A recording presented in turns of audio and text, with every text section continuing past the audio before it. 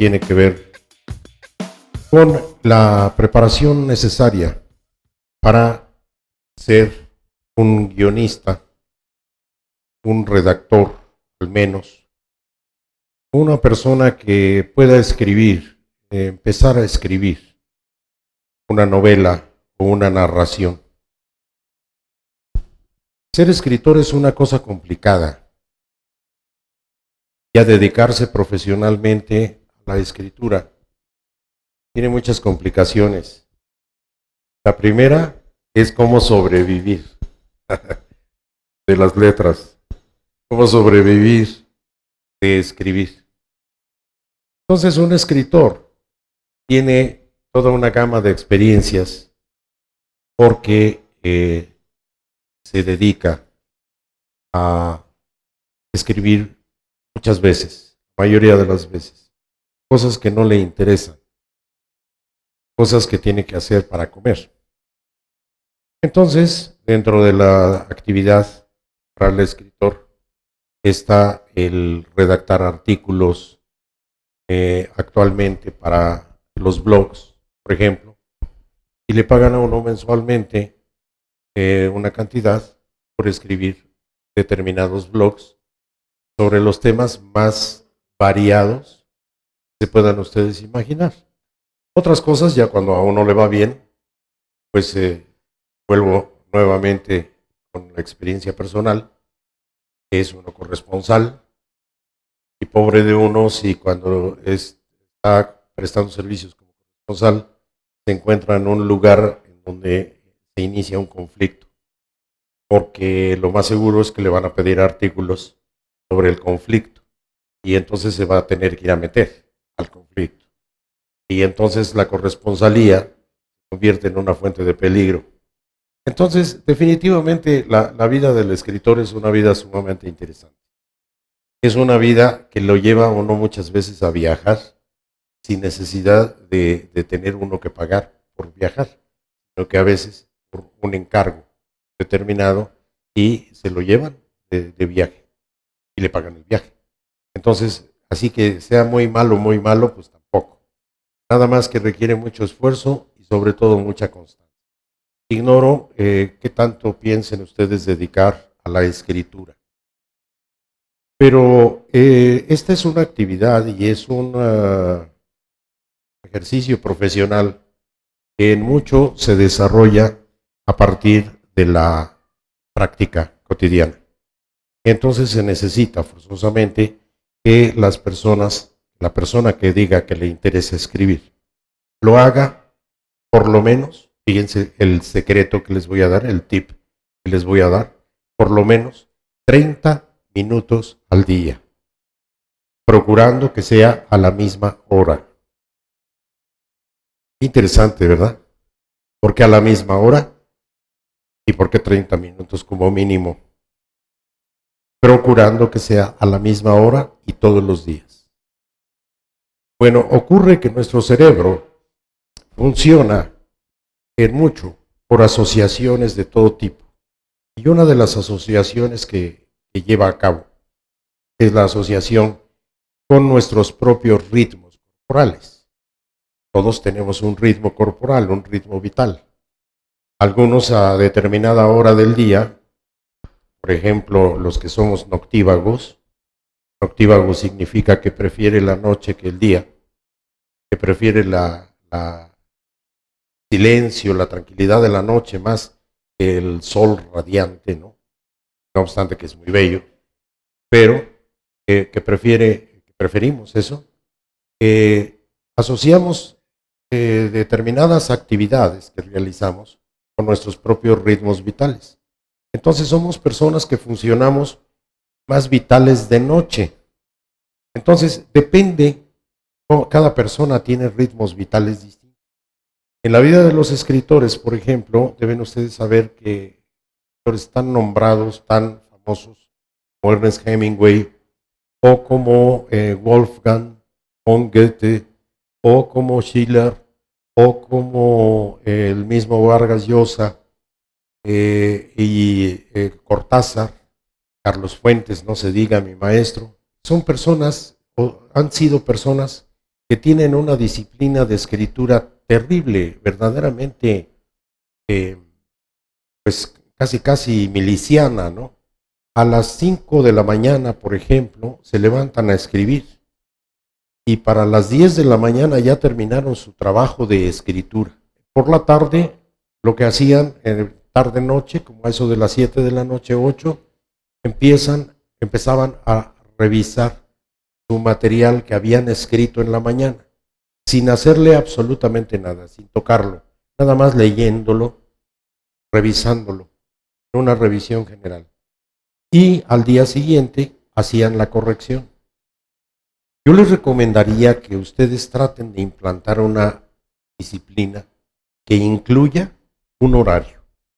Entonces, si van ustedes están interesados en escribir, empiecen ustedes con una disciplina en la cual inicien su escritura todos los días a la misma hora, por lo pronto, y aparte de todos los días a la misma hora, procurar que sean estrictamente los 30 minutos, y eso es lo que se van a destinar, 30 minutos para escribir lo que quieran ustedes. ¿Hacia dónde podemos dirigir el trabajo? Esta es una primera sesión y por eso estoy dando todos estos tips antes de que entremos ya en materia de cómo hacerlo. Una persona dice, bueno, ¿y yo para qué estoy tomando este curso o para qué voy a aprender a escribir? La sesión anterior comentaba yo que si las personas me presentan, si yo soy un gerente de una empresa y me presentan un texto en el cual están ustedes planteando una carta de presentación o una carta de contacto con la empresa o una solicitud, y yo leo esa carta y yo veo que ese texto no contiene ni siquiera coherencia, pues sencillamente me va a interesar mucho menos, les garantizo, entrevistar a esa persona que si me entregara un texto perfectamente bien redactado, con coherencia. Actualmente nos ha dado por pensar exactamente, no sé por qué, es una manera aniquilada. Aniquilada. ¿Y por qué digo eso? ¿Qué quiere decir aniquilado? Es más, voy a decir otra palabra que a lo mejor tampoco nos es conocida.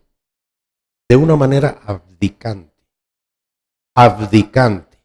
De una manera autonulificante. ¿Y cómo es eso? ¿Por qué me atrevo a decir eso? Porque estamos viviendo un tiempo en el que esto o aquello, hay, pues ¿qué tiene?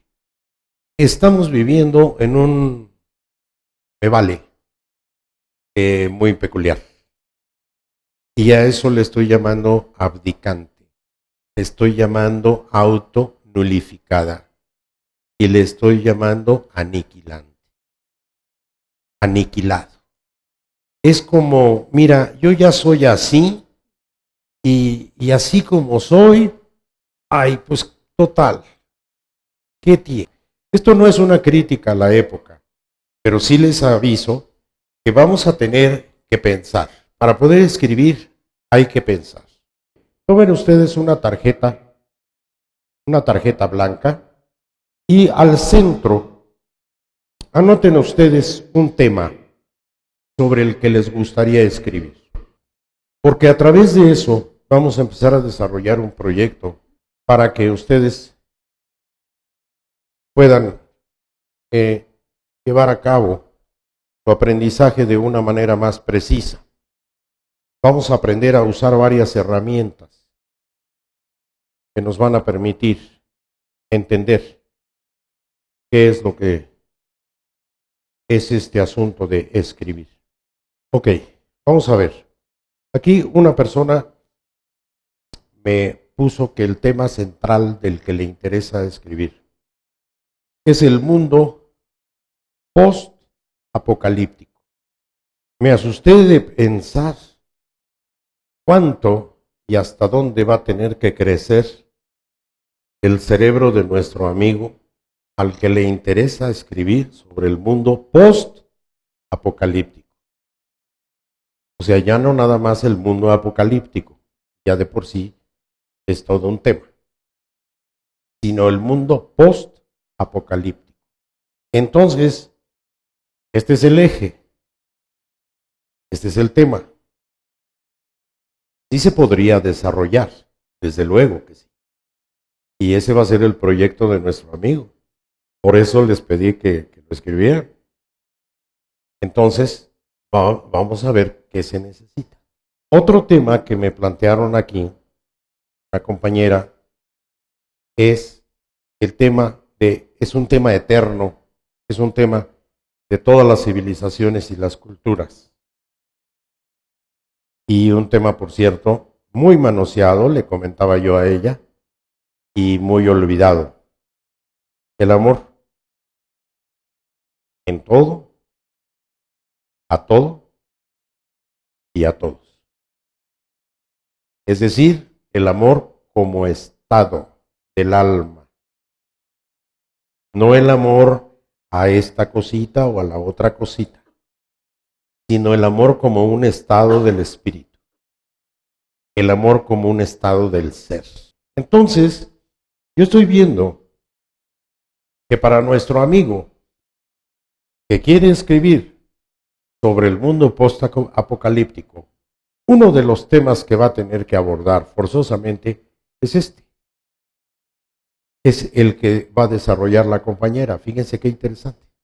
Porque un mundo post-apocalíptico o apocalíptico o pre-apocalíptico o actual, lo que dijéramos un mundo actual, de todas maneras es un mundo de afectos, pero es un mundo poblado de comportamientos, de afecto. Y seguramente en un mundo postapocalíptico habría que tomar en cuenta. Aquí surgió un tema completamente diferente. Una compañera nos habla de que quiere escribir un ensayo sobre las cooperativas de financiamiento para facilitar los procesos de financiamiento en las pymes, en las empresas, pequeñas y medianas empresas. Esto sería un ensayo. Lo otro, no sabemos, podría ser un ensayo o podría ser narrativa. Eso todavía no lo sabemos en este momento. Temas de la vida real desde una perspectiva diferente a lo cotidiano. Una mezcla de realidad con ficción. Temas de la vida real. Híjole, esto es otro susto. Porque en los temas de la vida real son inmensos, es inmenso la temática, que tiene que ver y se relaciona, fíjense qué interesante, con el mundo postapocalíptico. Porque si de algo va a tener que hablar el mundo postapocalíptico, es precisamente de cuál va a ser el estado de las cosas. Y entre otras, de estos temas. Este es un tema que tiene que ver con la ciencia ficción. Sometimiento de un ente tecnológico sobre la vida cotidiana de una sociedad. Quiero entenderlo bien. Aquí es donde, vean ustedes, aquí es donde vamos a empezar ya con el cómo andamos manejando el lenguaje. Sometimiento, yo lo estoy leyendo tal cual está escrito. Sometimiento de un ente tecnológico sobre la vida cotidiana de una sociedad. A ver, le paso el micrófono para que los compañeros de streaming lo puedan escuchar. Yo tengo escrito una novela. Empieza donde se cuestiona si dos amigos se cuestionan si realmente se llegó a la luna, si el hombre llegó a la luna. Investiga y dice que los videos que vieron de niños son falsos, pero que sí se llegó a la luna. Y descubre un ente tecnológico que se accesa a un determinado individuo y extrae de él información de dónde estudió, qué piensa. Una especie de súcubo cibernético, sí, ¿no? O sea, es como si fuera un disco duro, ajá, su cerebro, y hay un ente tecnológico que se accesa. Que lo escanea. Y lo escanea. Y lo escanea, vaya. Pero Yo quiero entender la frase. Y vean ustedes el problema del que hablaba y que les pudo haber caído gordo. De que de entrada dije, es que parece que no nos importa cómo escribimos. A ver, aquí yo estoy leyendo. Yo no tengo el resto de la explicación. Aquí yo estoy leyendo sometimiento de un ente tecnológico sobre la vida cotidiana de una sociedad. Quiero entender quién somete a quién. El ente tecnológico le dicta a una sociedad, en particular a un ciudadano. Correcto. Ya aprendimos lo primero de nuestro taller. ¿Cómo debió haber sido redactada esta frase? Aquí debería decir sometimiento de una sociedad bajo un ente, los dictados de un ente tecnológico. ¿Ya vieron? Sí. ¿Saben por qué esto ocurrió? Porque estamos manejando mal la colocación de las palabras. Eso se le llama sintaxis. Sometimiento de un ente tecnológico sobre la vida cotidiana de una sociedad. Está mal el sometimiento de un ente tecnológico junto, porque nos hace pensar que el sometido es el ente tecnológico sobre la vida cotidiana de una sociedad. Eso acaba por enredarnos porque ya no sabemos dónde quedó, si por debajo o por encima. ¿Me estoy explicando? Este es el cuidado que nosotros debemos de aprender a ver cómo es que lo tenemos, cómo lo podemos tener. ¿De acuerdo? Ok. Vamos ahora a hacer un ejercicio. ¿Qué es lo primero que va a necesitar esto? Me van a hacer favor de sacarle ahí 4 rayitas a ese especie de cuadro que tienen. Le van a sacar 4 rayas diagonales en las esquinas a ese cuadro. Exactamente. Ok. Perfecto. Y sobre de esta hoja, así tal como está, tal como la estamos viendo aquí, donde tiene trazadas las líneas a partir del centro, en diagonal, van ustedes a escribir sobre la línea. ¿Cuál es el primer dato que tendrían, que necesitarían para poder desarrollar ese texto? ¿Cuál es el primer dato que necesitarían plantear, escribir a la hora de desarrollar un texto? Vamos a ver, por ejemplo, en el caso del amor, en el asunto del amor, el amor que me merezco yo de mí, desde mí y para mí. Eso lo podríamos resumir en una sola palabra que sería merecimiento. Merecimiento. Llegamos al nudo exacto de cuál es la problemática que estamos teniendo para poder abordar estos temas y para poder llevar a cabo este aprendizaje. Este nudo en el que nos encontramos en este momento, vamos a resolverlo. Lo primero que necesito realmente para poder desarrollar mi guión es un mapa mental realizado gráficamente, bien realizado gráficamente, por medio de un programa que ahorita vamos a ver y que les doy el nombre. Se llama Xmind. Xmind en inglés, Mind. Ese programa es una alternativa. Hay otro programa que es una alternativa que se llama View Your Mind. Lo podemos localizar en la red con 3 letras, VYM, VIM. Y a través de él a través de este programa, vamos a desarrollar una lluvia de ideas. Nuestro cerebro tiene la peculiaridad de funcionar por asociaciones. Entonces, cuando nosotros tenemos una idea, esto que les dijeron en la escuela y que muchas veces queda tremendamente vago, porque una idea tendríamos, nos llevaríamos yo creo que como 6 o 7 tardes aquí, de 3 horas cada una, para poder definir una idea. para poder definir cómo es esa idea con la que tengo que trabajar. Entonces, independientemente de lo que les hayan dicho en sus escuelas, no quiero decir que les hayan mentido, pero no sabemos, a lo mejor la información no fue suficiente. En un momento dado, lo que necesitamos es ver cómo pensamos. Es decir, tener a la vista cómo es que pensamos interiormente. Y nuestro cerebro, según estudios de la Universidad de Stanford,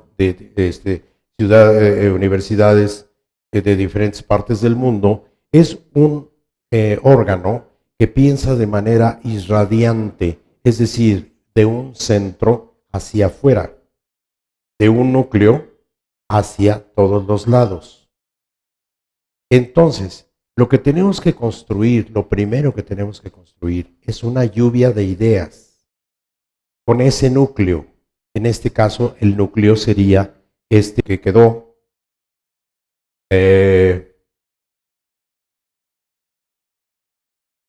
Que es asuntos cotidianos, y luego aparentemente irradia la idea. No, la idea es esta. La idea es la temática. Vamos a ver exactamente cómo se hace un mapa mental.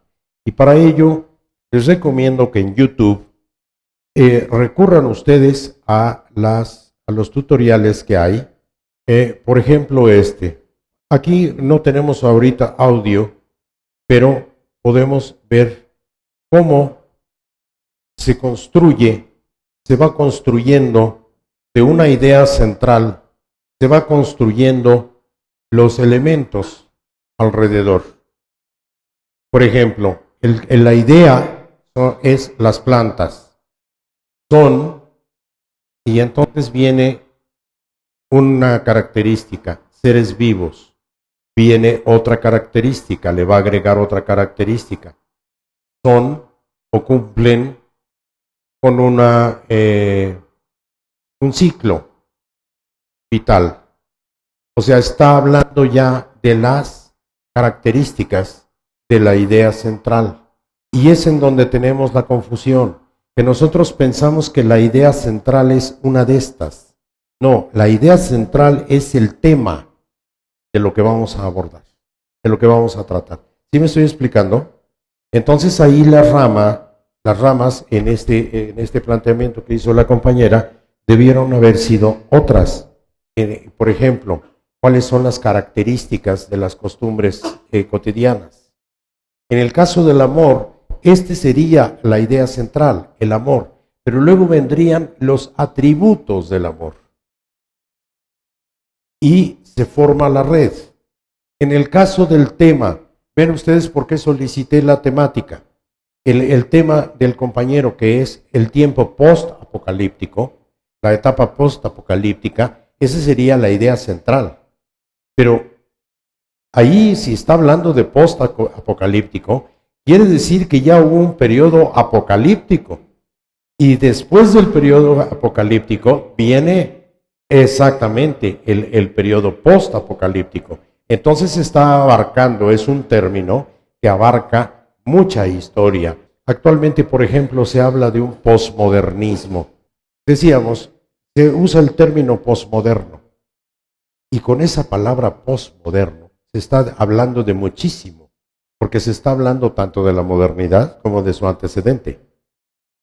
Y luego, en un contrasentido muy peculiar de estos contrasentidos que nos caracterizan actualmente, se habla de la muerte de la historia, cuando el propio concepto de posmodernidad es un concepto histórico.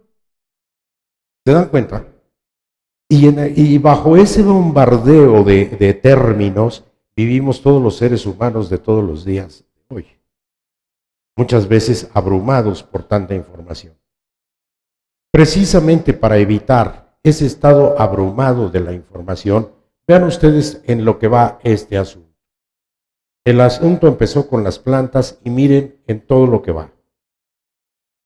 En una clasificación, en un proceso de cómo es su ciclo vital, y sigue desarrollando. Está eligiendo la tipografía cuántos puntos para cada una de las letras, le está dando una visión general. Cuando termine este mapa, va a tener una visión completa de la idea. Repito, uno de los procesos que serían indispensables para que ustedes pudieran desarrollar adecuadamente el trabajo que nos hemos propuesto es instalar los programas que les he recomendado, View Your Mind y X-Mind. Y las películas para ver qué cosas son los mapas mentales en YouTube. Se busca así directamente como tutoriales, mapas mentales o mapas mentales tutoriales. Entonces, este proceso es lo primero que necesitamos. ¿A qué conclusiones nos lleva este lapso de tiempo que tenemos de actividad? El asunto es que es una estructura la que va a dar un resultado. Si no hay estructura, no hay resultado. Sencillamente. Y esa estructura, para cada estilo de escritura, para cada género de escritura, es diferente. A lo largo de esta presentación que vamos a realizar ahora, vamos a ir aprendiendo algunas cosas. El eje del curso es entender la tecnología informática con una mentalidad informática. Y aquí planteamos estas preguntas. ¿Y por qué? A menos datos claros en el escritor, mayor es el descontrol de desarrollo y menos estructura en su texto. O sea que entre menos datos claros tenga el escritor en su cabecita, el primero que tiene que tener bien claro en su cabecita los datos claros es el escritor. Porque entre menos datos claros tenga el escritor, eso es igual a mayor descontrol para el desarrollo y menor la estructura del texto. Y entonces, ¿qué aplicar o cómo aplicar la informática? ¿Qué es lo que necesitamos nosotros? Una mentalidad informática, decíamos. Por lo pronto necesitamos para el tema que vamos a desarrollar esto, un sistema de archivos por clasificación, un sistema de navegación dentro de nuestro propio texto. Eso lo vamos a aprender a hacer aquí. ¿Cómo navegar mi texto? Necesitamos sistemas de seguimiento. Necesitamos sistemas de combinación y estructuración. Necesitamos sistemas de control de flujo e integración y relaciones intertextuales. Cuando sea capaz de todo eso, lógicamente que el acto de escribir me va a ser bastante más ágil. Este sistema que estoy transmitiendo con ustedes lo he visto en funcionamiento con escritores como Carlos Fuentes, con escritores como gente que actualmente tiene bestsellers y que son verdaderos escritores que publican 2, 3 veces al año. Y uno dice, bueno, ¿cómo le hace? Entonces, Martín del Campo es uno de ellos. Entonces resulta que publica 2 o 3 libros al año, pero porque tiene un sistema de archivos perfecto. Y este sistema de archivos es lo que le permite el desarrollo de la combinación de ideas de una manera más ágil. Hay que valerse de la computadora para verdaderamente ponerla al servicio de una idea. ¿Qué es lo que se necesita? Consultar archivos de lluvia de ideas, eso ya lo vimos. ¿Qué cosas son? Los mapas mentales. Lectura por ventanas. Consulta de datos internos y de la web. Intercambiar líneas y párrafos. Controlar las palabras repetidas. Controlar el formato, la ortografía, los sinónimos. El sistema de archivos para cada trabajo. Todo esto lo podemos hacer a través de la computadora. La llamada estructura nos permite ubicar época, marco de ideas, experiencias humanas en la historia, geografía, entorno inmediato. Les voy a volver a dar su tarjetita. Anótenme ahí, ahora, poniendo rayas que salgan del centro. Anoten ustedes época del texto en el que se va a desarrollar. Ahí en su misma tarjetita, partiendo del centro de esa idea, pongan ustedes, por favor, cuál es el marco de ideas que va a plantear. Entonces, el marco de ideas tiene que ver con el marco filosófico desde el que lo voy a abordar. Quiere decir que a eso me voy a circunscribir. Le pongo límites porque al ponerle límites le pongo coherencia. Los límites me dan un marco, una estructura, un principio de organización, una referencia, etc. Luego, en mi estructura, anótenle ahí, en su tarjetita, en qué experiencias humanas de la historia me voy a basar para desarrollar mi tema. El tema que voy a desarrollar requiere de una referencia geográfica. Y viene el entorno inmediato. Vamos a este punto. Mi texto, el que sea, mi carta, sea que realice yo un discurso, sea que realice yo una determinada ensayo, yo necesito tener una estructura. Esta estructura debe tener un planteamiento, un desarrollo y una conclusión. Por lo pronto, 3 grandes sectores. Enseguida debe tener, fíjense, aquí esto está muy en el nivel dramático. Hay un proceso de conocimiento que empieza desde un principio hasta un final. Aquí, por ejemplo, pónganme mucha atención en esto. Yo apenas estoy enterándome del tema, apenas estoy enterándome del personaje, de quién es, cómo es, etc. Aquí ya lo veo realmente manifestándose. Y aquí puede ser que llegue yo a la comprensión del personaje. Hay un nivel, un proceso de conocimiento, de no saber a saber. La historia va a tener también su progresión. Y esa progresión va a ir en un aumento de tensión. La tensión de la historia va a ir en aumento. Pero hay una parte que es fundamental y que es la línea de acción. Va a haber una línea de acción y va a llegar a un clímax para llegar a un final. Si ustedes se fijan, este clímax no está exactamente al centro de esta sección. Está ligeramente más acá. Este se encuentra en la zona phi, F-I, P-H-I en griego, P-H-I, phi. Esta, la línea de acción, la progresión que existe, vean ustedes lo que están señalando mis dedos, entre esta proporción y esta es exactamente el factor phi. Bien. Y yo tengo que tenerlo calculado. Y en cuanto al principio de la historia, debo tener el conocimiento de cuáles son las partes críticas, en donde si yo no tengo capturado al lector o al espectador, sencillamente se me va de las manos. De hecho, esto ya que estamos viendo ahorita, ya es una técnica de desarrollo, es una técnica narrativa. Bien, vamos a continuar. Mediante los recursos de la informática, aproximadamente así se ve el archivo de un escritor. Esto es una sola carpeta. O sea, es lo que yo tengo, es un archivo mío. Es lo que yo tengo en una carpeta.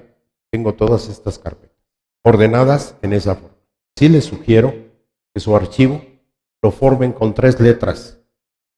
Triple A, triple B, triple C, etc. ¿Por qué?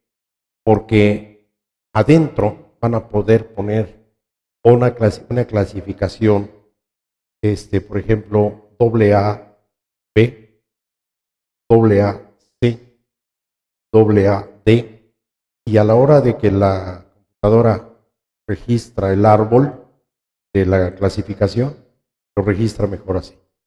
Entonces, por lo tanto, les sugiero esto. Aquí está una tarjeta, una tabla de contenidos de texto, de dirección de texto. Tengo un personaje, tengo su espacio-tiempo, tengo su experiencia de vida, tengo su concepción del mundo, sus transformaciones a lo largo del texto. ¿Cómo lo voy a representar textualmente? ¿Y qué de todo esto va a conectar al lector? Esta es una ficha que necesito tener a la mano. Ok. Siguiente. Tabla de época. Por ejemplo, ustedes van a decir, ¿y cómo va a ser que esto le va a servir a la compañera que va a escribir sobre los sistemas de autofinanciamiento? Pues sí le va a servir. Porque una de las cosas que tiene que manejar es esto. ¿Cuáles son las ideas vigentes al respecto del financiamiento? Obviamente, ¿quiénes las han representado? ¿En qué época? ¿Cuál es la armazón histórica? ¿Cuál es la experiencia de la gente con las pymes? ¿Cuál es la experiencia de la gente con los sistemas de financiamiento? ¿En qué lugares de México se ha desarrollado más? ¿Cuáles han sido las costumbres que hasta se han modificado por acción de las pymes? Es como si te sirve. Hay una tabla de trama, inicio, desarrollo, curva dramática, cuál es el clímax, cuál es el remate. Esta tabla yo necesito tenerla clara. Esta es una tabla típica de personaje. El personaje tiene una identidad, tiene un nombre, pero aparte del nombre, tiene una forma de actuar.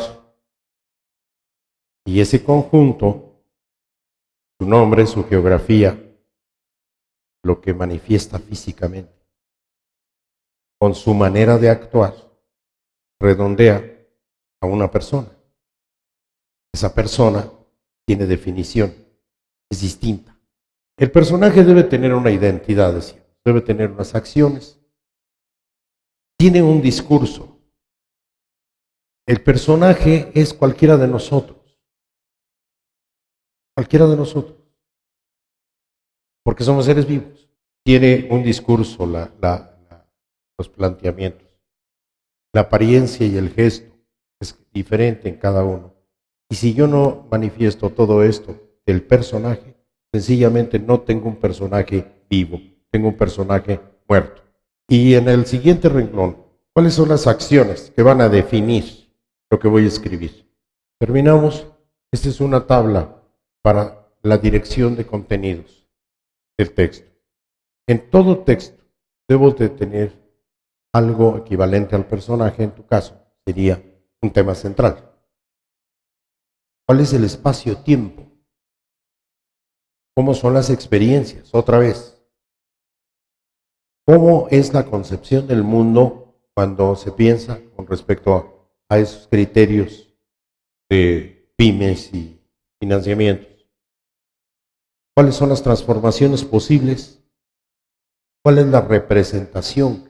¿Qué documentación hay al respecto? Y esto que decíamos, que conecta al lector. ¿Okay? ¿Qué es lo que va a conectar más al lector? Muy bien. Si gustan ustedes, vemos esto y terminamos. Toda obra narrativa, poética o ensayo es una síntesis artística de información de época, lugar, costumbres, esquemas, grupos sociales y filosofía. Bueno, pues muchas gracias. Muy buenas noches.